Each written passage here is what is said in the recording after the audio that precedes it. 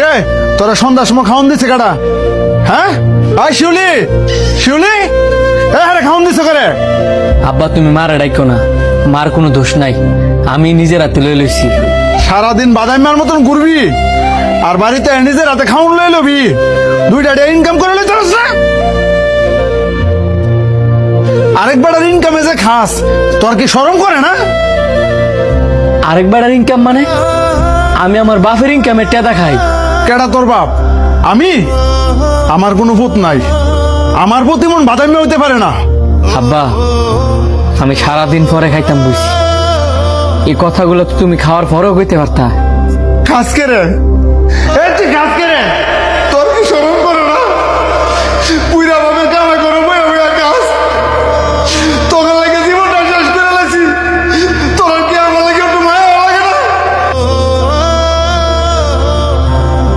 প্রত্যেকটা বাপ মা প্রত্যেকটা সন্তান নিয়ে অনেক আশা স্বপ্ন নিয়ে কষ্ট করে বড় করে, পোলাপান কামাই করবো আর বুড়া বয়সটা বাপ মাই বয়ে বয়ে মারবো, বাতি লাগাইবো। আর তোর মতো জীবনে একটা দামরা ভূত থাকতে অন্য আবার কামাই করে কেমন লাগে? তুই মরতে পারস না, তুই মরতে পারস না। আমি মরবো, আমি মইরা তোমার শান্তি করবো।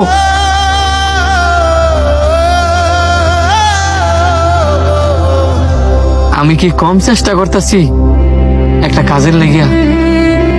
এন আমার বাপেরে বুঝাইবো কাটায়? আমার বাপে ভাবে যে সারাটা দিন আমি টুই টুই করে ঘুরি, অথচ তুই তো জানোস যে আমি সারাটা দিন না খাইয়া কাজের লেগে দৌড়াদৌড়ি করি। মন খারাপ করে আর কি হইব রে? বাপ মারা এরম যতদিন বেকার থাকবি ততদিনই তোর কথা শুনাইব, এটাই স্বাভাবিক। বুঝি দেখি তো অনবাচ্চা আছি, আর নয়তো কবে আত্মহত্যা করতাম। করেন তোর আয় কুটাতে যে চা খাই গা। চা খাইতে যাবি এই রাত কইরা? আরে হ হ্যাঁ, গায়ে দুধ ছাড়া অনেক মজা, তাড়াতাড়ি আয়। কিরে শান্ত, তুই কি যাবি? এ বেটা তুই যাইলে ক, হ্যাঁ বেটা একটা উস্কে লিখিয়া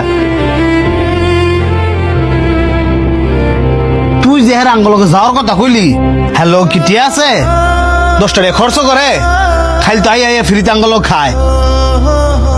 তোরা যা, আমি যাইতাম না। তুই যাবি কি? তোর আঙ্গল